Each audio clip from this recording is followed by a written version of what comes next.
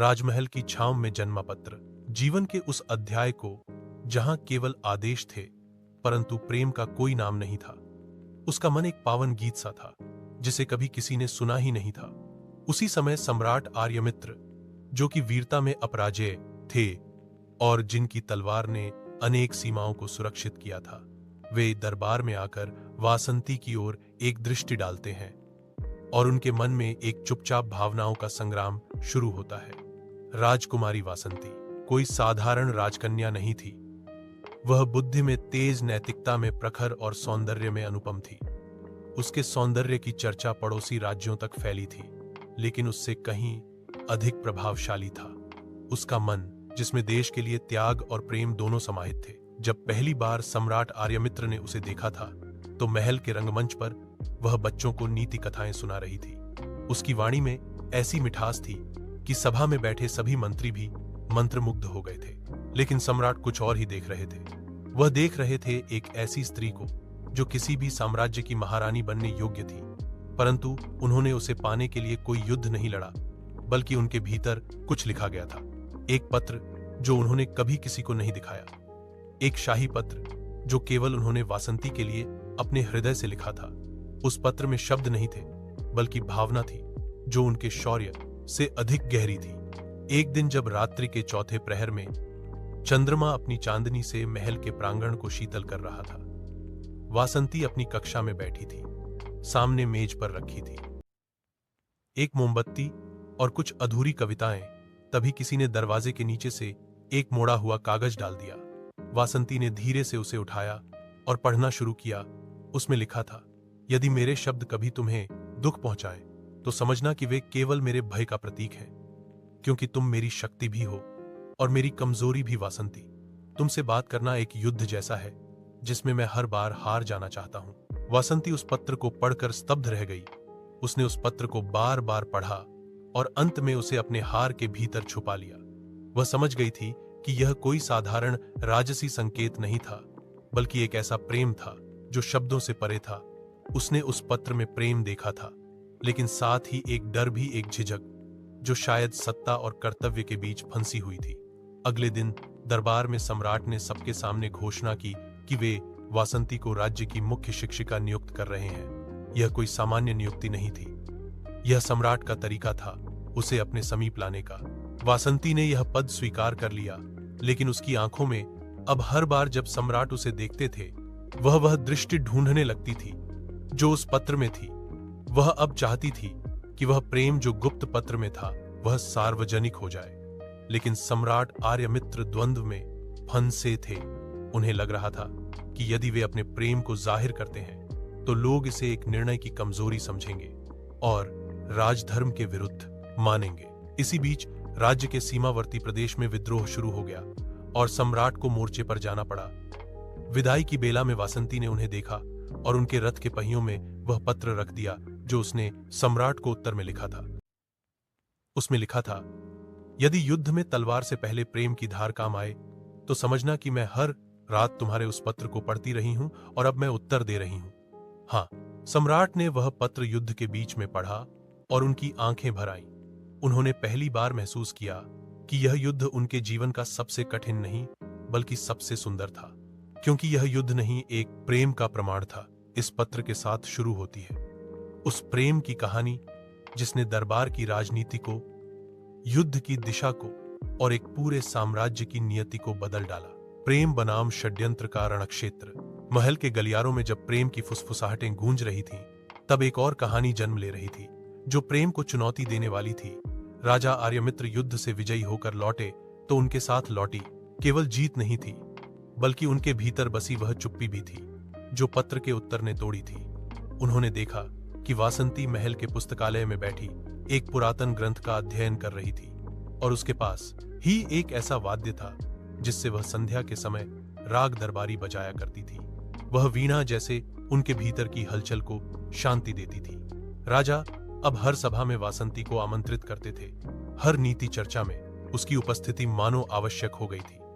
लेकिन जहां प्रेम बढ़ता है वहां ईर्ष्या भी जन्म लेती है, और यही ईर्ष्या सम्राट की एक चचेरी बहन सुरभि के मन में उठी जो स्वयं सिंहासन की दावेदार थी। सुरभि तेजस्विनी थी, परंतु महत्वाकांक्षी भी, और उसने यह महसूस कर लिया था कि वासंती के कारण अब उसकी शक्ति घट रही है। उसने महल के मंत्री रुद्रसेन को अपने पक्ष में किया, जो पूर्व में सेनापति हुआ करता था, परंतु अब केवल सत्ता का लोभ ही रह गया था। रुद्रसेन और सुरभि ने मिलकर एक षड्यंत्र रचा। उन्होंने एक झूठा पत्र तैयार करवाया, जिसमें वासंती को पड़ोसी राज्य के शत्रु राजकुमार वीरांग के साथ साजिश करते हुए दर्शाया गया, और वह पत्र स्वयं राजा आर्यमित्र के कक्ष में गुप्त रूप से पहुंचा दिया गया। जब राजा ने उस पत्र को पढ़ा तो उनके मन में तूफान सा उठ गया। उनके हृदय में विश्वास और शक के बीच एक ऐसी खाई बन गई जिसे वह पार नहीं कर पा रहे थे। उन्होंने बिना कुछ कहे वासंती को मिलने के लिए आमंत्रित किया। वह आई तो राजा ने उससे केवल एक प्रश्न पूछा, क्या तुमने कभी किसी और को पत्र लिखा है? वासंती स्तब्ध रह गई। उसने अपने हाथ जोड़ लिए और कहा, मैंने केवल एक पत्र लिखा था, जिसे युद्ध पर जाते समय आपके रथ के पहियों में रखा था। राजा का चेहरा कठोर हो गया। उन्होंने उत्तर में कोई भाव नहीं दिखाया। उन्होंने उसे महल की सीमा में रहने का आदेश दिया, लेकिन सभा से वर्जित कर दिया। वासंती को यह निर्णय समझ नहीं आया। वह रातों को जागकर सोचती रही कि कहां चूक हुई। क्या राजा के भीतर वह विश्वास नहीं था जो प्रेम की निम्ब होता है? इधर सुरभि ने अपनी चाल को और आगे बढ़ाया। उसने रुद्रसेन के माध्यम से यह प्रचार करना शुरू कर दिया कि वासंती का प्रभाव राजा की निर्णय शक्ति को कमजोर कर रहा है। नगर में अफवाहें फैलने लगी और जनता भी भ्रमित होने लगी। परंतु उस महल में एक और हृदय था जो सत्य को जानता था। वह था युवराज नीलवर्धन, जो राजा आर्यमित्र का छोटा भाई था और जिसने बचपन से वासंती को आदर और स्नेह से देखा था। नीलवर्धन ने निर्णय लिया कि वह स्वयं सच्चाई की खोज करेगा। वह चुपचाप उस सैनिक से मिला जिसे वह पत्र राजा के कक्ष में डालते हुए देखा गया था। पूछताछ के दौरान वह सच्चाई सामने आई कि पत्र सुरभि और रुद्रसेन की साजिश का परिणाम था। नीलवर्धन ने सारा प्रमाण लेकर राजा के समक्ष प्रस्तुत किया। राजा के नेत्रों से अश्रुधारा बहने लगी। उन्होंने तुरंत सभा बुलाई और सबके समक्ष सुरभि और रुद्रसेन को दोषी घोषित किया। परंतु जब उन्होंने वासंती को ढूंढने के लिए सेवक भेजे तो पता चला कि वह महल छोड़ चुकी है। वह एक पत्र छोड़ गई थी जिसमें लिखा था कि प्रेम जिसे प्रमाण की आवश्यकता हो वह प्रेम नहीं होता। मैं जाती हूं क्योंकि मेरा स्थान किसी राजा के सिंहासन के पास नहीं, बल्कि उस सत्य के पास है जहां विश्वास जन्म लेता है।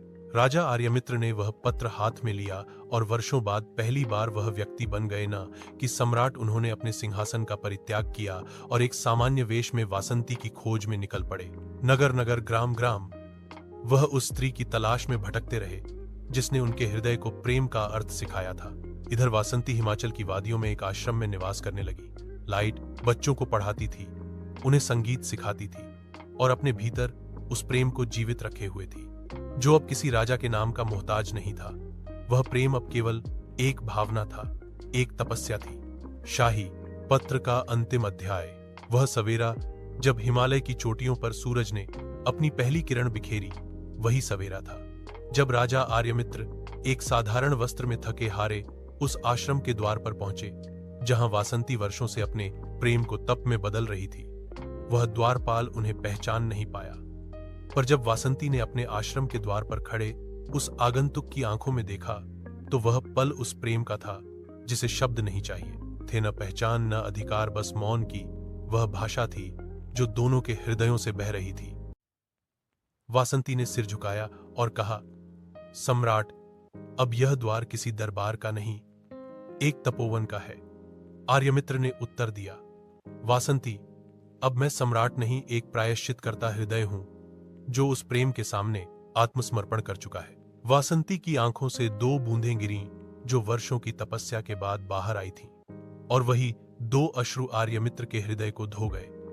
उन्होंने अपने झोले से एक पुराना पत्र निकाला जो वर्षों पहले युद्ध पर जाते समय रथ के पहिए में रखा गया था। वह पत्र अब मुड़ा तुड़ा हो चुका था, परंतु उसके अक्षर जीवित थे। वासंती ने वह पत्र हाथ में लिया और पहली बार वह पत्र स्वयं पढ़ा, और पढ़ते पढ़ते उसकी आंखों से आंसू बहने लगे, क्योंकि उसमें लिखा था, यदि मैं लौटूं तो तुम्हारा बनूंगा, यदि न लौटूं तो तुम्हारा ही रहूंगा। उस क्षण दोनों ने कोई प्रतिज्ञा नहीं ली, कोई वचन नहीं दिया, केवल एक मौन स्वीकृति थी कि यह प्रेम अब किसी राज्य, किसी महल या किसी संदेह का मोहताज नहीं है। इधर राजधानी में युवराज नीलवर्धन को राजा घोषित किया गया। उसने सुरभि और रुद्रसेन को उनके षड्यंत्रों के लिए राज्य से निर्वासित कर दिया और एक नया युग शुरू किया जिसमें सच्चाई और प्रेम को सर्वोपरि माना गया। उसने एक घोषणा की जिसमें कहा गया कि वासंती और आर्यमित्र की कहानी को शाही ग्रंथालय में संग्रहित किया जाए ताकि आने वाली पीढ़ियां समझ सकें कि प्रेम केवल आकर्षण नहीं, वह एक समर्पण है। वर्षों बाद जब वासंती और आर्यमित्र वृद्ध हो चुके थे, तब भी वे वहीं आश्रम में थे। वह अब बच्चों को प्रेम और शांति की शिक्षा देते थे। कभी कभी शाम को वीणा पर राग मल्हार बजता था और बच्चे रत्न जैसे नयन फैलाकर उनकी प्रेम कथा सुनते थे। वह कथा जिसमें कोई युद्ध नहीं, कोई सिंहासन नहीं, केवल एक पत्र था जिसने इतिहास नहीं हृदय जीते थे। और जब वासंती इस संसार को छोड़ गई, तब आर्यमित्र ने अंतिम बार वह पत्र उठाया और वही शब्द दोहराए, यदि मैं लौटूं तो तुम्हारा बनूंगा, यदि न लौटूं तो तुम्हारा ही रहूंगा। और फिर एक पूर्ण मौन में वह इस संसार से विदा हुए।